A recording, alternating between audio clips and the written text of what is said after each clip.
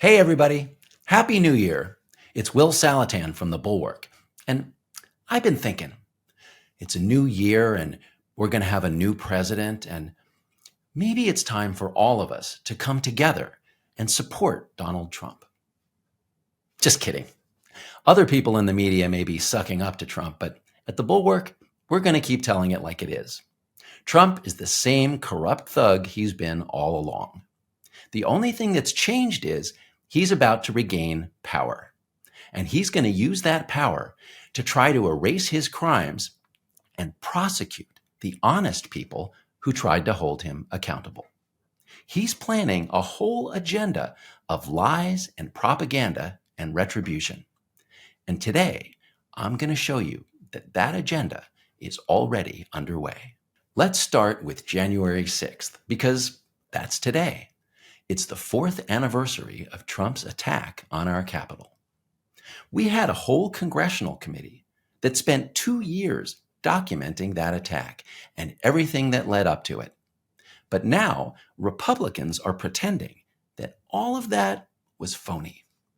Listen to what Congressman Byron Donalds told Fox News on Friday. Everybody knows that the fake January 6th committee, the only purpose was to basically put a lot of propaganda out into the information stream to go after and attack Donald Trump. What exactly was fake about the committee and its mountains of evidence against Trump? Let's see what his daughter-in-law, Lara Trump, says about that. Until last month, she was actually the co-chair of the Republican Party because the party is now a servant of the Trump family. Here's what Lara Trump told Newsmax a couple of weeks ago about the January 6th committee. They were going to take him out right there with this whole nonsense about January 6th. And what has happened is every day since then, though they tried desperately to convince the American people that this was an insurrection, that Donald Trump played a role, the American people are actually very smart. Wow. So the committee lied when they said that the attack on the Capitol was an insurrection? I mean, does this look to you like an insurrection?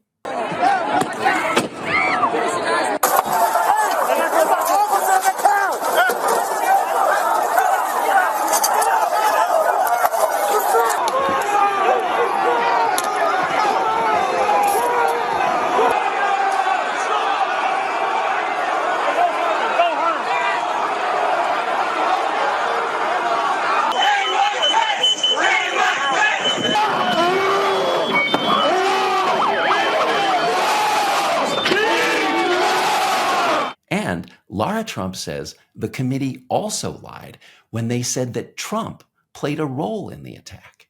I mean, here, let me show you the speech he gave to his mob right before he told them to march on the Capitol. Does this look to you like a guy who played a role? I could go on and on about this fraud that took place in every state. Something's wrong here. Something's really wrong. Can't have happened. And we fight. We fight like hell. And if you don't fight like hell, you're not going to have a country anymore. Republicans want you to forget all about that. They want you to think that Trump had nothing to do with January 6th, and the people who did have something to do with it were just innocent, patriotic Americans. In fact, Trump says he's going to pardon them. Listen to Senator Tom Cotton describing these good, decent, wrongly prosecuted Americans in an interview just a few days ago. It's just another example of the misplaced priorities of this administration. With the FBI, they've had time to chase down every grandma in a red MAGA hat who attended President Trump's rally at the Ellipse 4 years ago on Monday, or to target parents who go to school boards or traditional Catholics. See? They're just sweet old grandmas. They didn't do anything wrong. And the people who did, the people who actually committed violence in the attack, I mean, Republicans aren't suggesting that Trump should pardon those people, are they? Let's see what Derek Van Orden, a Republican congressman, said about that on Friday. The Biden administration went out of their way to, in my opinion, over-prosecute these many of the January 6 folks that participated in that riot. I'm sorry, did he say riot?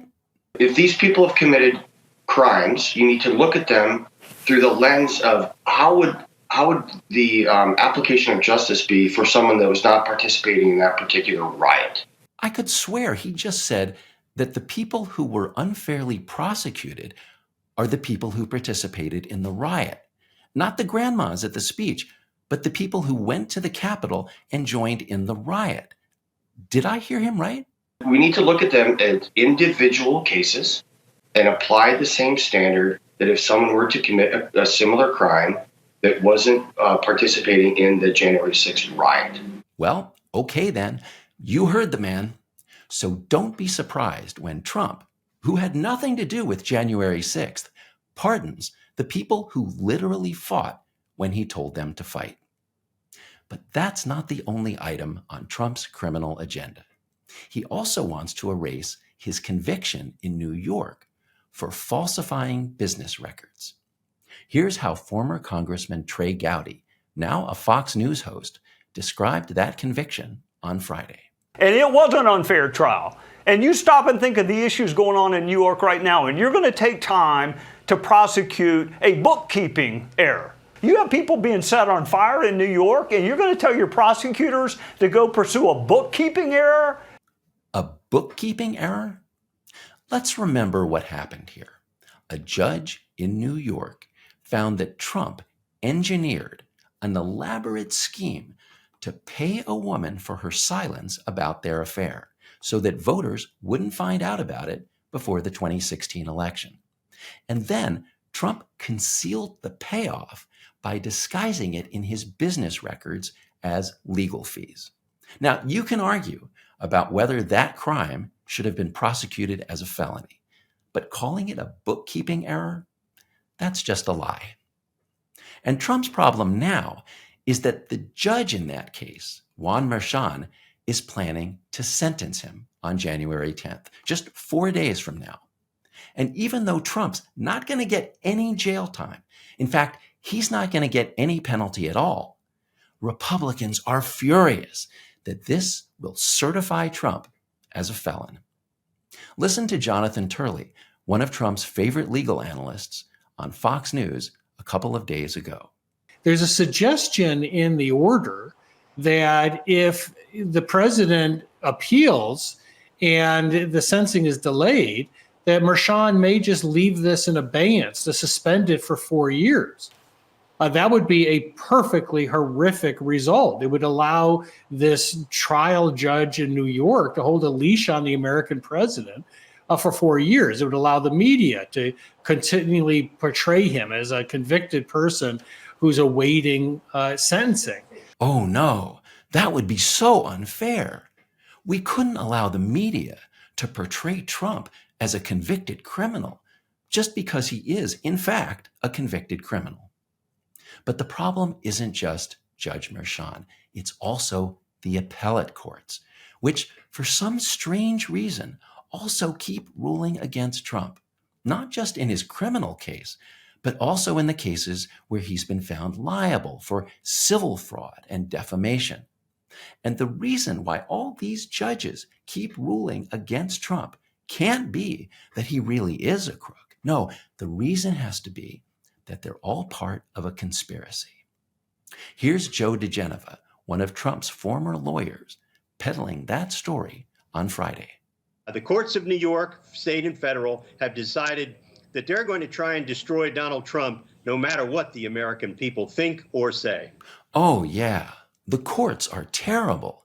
I mean, the American people elected Trump, right?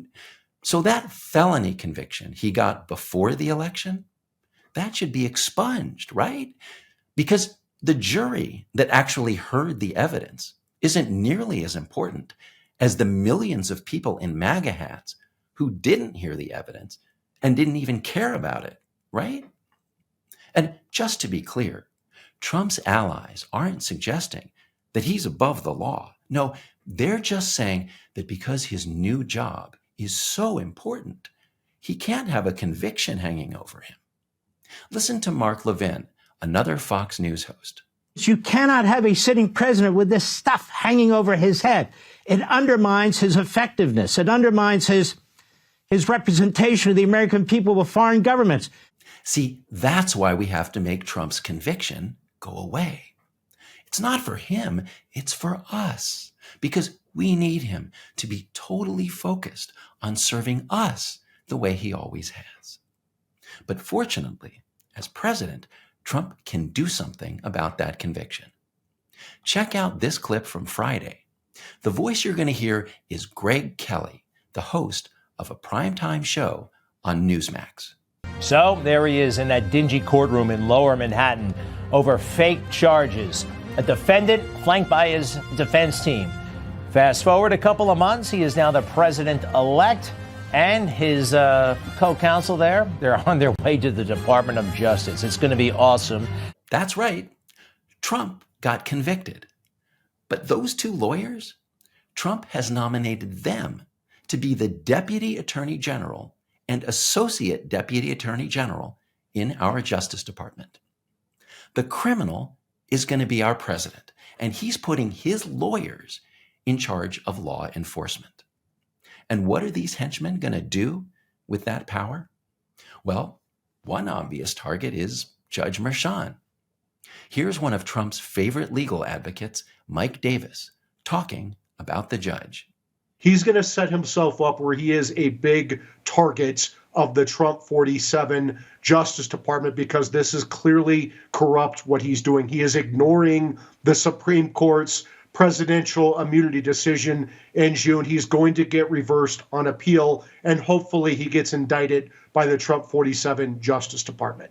So what happened here is the Supreme Court ruled that presidents are immune from being prosecuted for official acts. But Judge Merchan decided that falsifying business records to cover up your adultery is not an official presidential act. Now, that decision might strike you as obviously correct, but according to Republicans, it's very wrong. And so now that the criminal is going to be president, he can order the Justice Department to indict the judge. And who's next on Trump's list of targets? How about Fani Willis, the DA in Atlanta, who indicted Trump for his plot to overturn the election in Georgia? Let's see what Mike Davis has to say about her. She should face prosecution by the Trump 47 Justice Department. We will certainly be pushing that, so stay tuned. And how about Jack Smith, the special prosecutor who indicted Trump for his scheme to obstruct certification of the 2020 election and for his obstruction of the government's efforts to recover classified documents? Let's hear what Fox News legal analyst Greg Jarrett said about that on Friday. The incoming Department of Justice needs to take a very close look at the conduct of Jack Smith, his entire staff, bringing specious cases in Washington and Florida. And if laws were broken by prosecutors, those prosecutors should be prosecuted. The idea that those cases are specious is ridiculous. The case in Florida, where Trump obstructed recovery of classified documents, is open and shut. The only reason he hasn't been convicted there is that a judge appointed by Trump invented a bizarre legal theory that stalled the case until Trump won the election. And now that Trump is taking power, Republicans want to turn that power against the prosecutor. They also want to prosecute Liz Cheney, the former Republican congresswoman who served on the January 6th committee. They're suggesting that Cheney broke the law by helping a witness testify against Trump. Here's Barry Loudermilk, a Republican congressman, talking about that witness, a young former White House aide named Cassidy Hutchinson.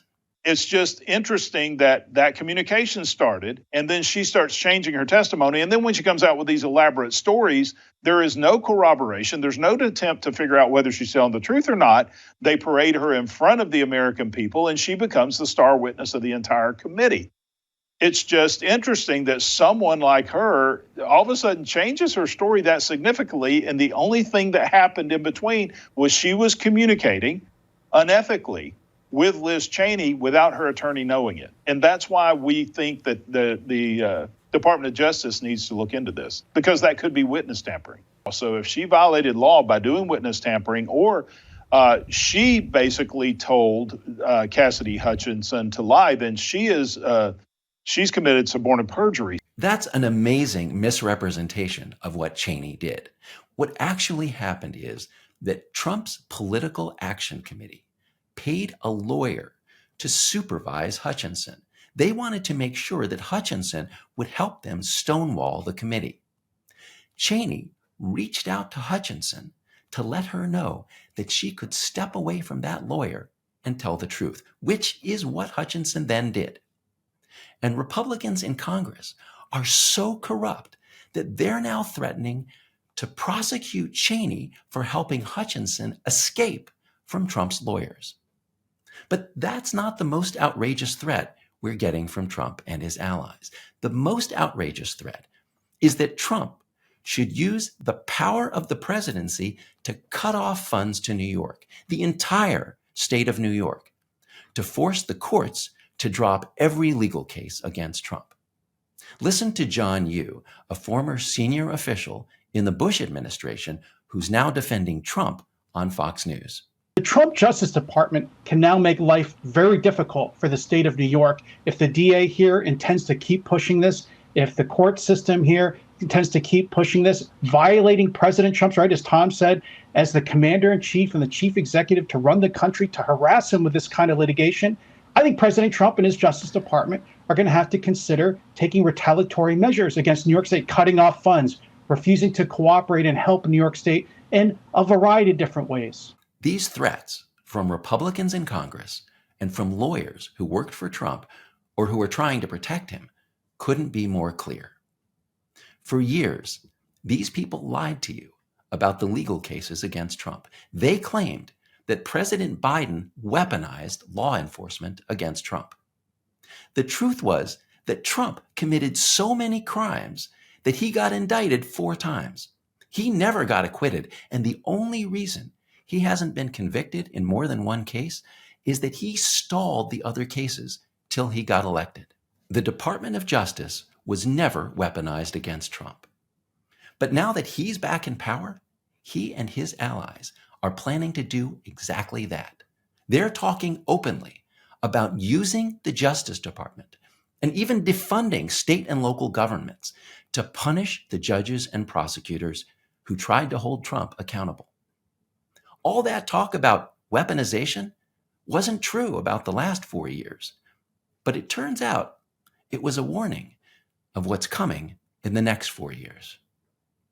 See you next time.